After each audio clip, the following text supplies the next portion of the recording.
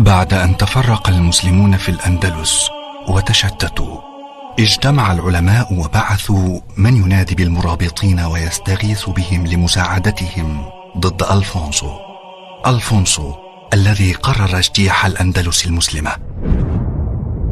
وحين تم عبور جيش المرابطين إلى الأندلس، أرسل يوسف بن تاشفين برسالة إلى ألفونسو السادس يقول له فيها: بلغنا يا ألفونس أنك دعوت إلى الاجتماع بنا، وتمنيت أن تكون لك سفن تعبر بها البحر إلينا، فقد عبرنا إليك، وقد جمع الله تعالى في هذه الساحة بيننا وبينك، وسترى نتيجة دعائك.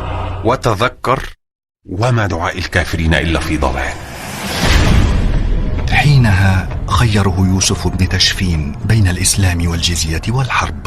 تسلم ألفونسو السادس الرسالة، وما أن قرأها حتى جاش بحر غيظه وزاد في طغيانه وكفره، ثم قال: أبمثل هذه المخاطبة يخاطبني وأنا وأبي ندفع الجزية لأهل ملته منذ 80 سنة، فإني اخترت الحرب، فما ردك على ذلك؟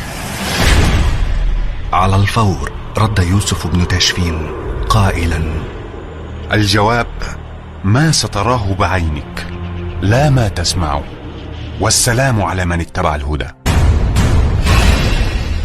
وبالفعل وقعت معركة الزلاقة التي انتصر فيها المسلمون نصرا باهرا.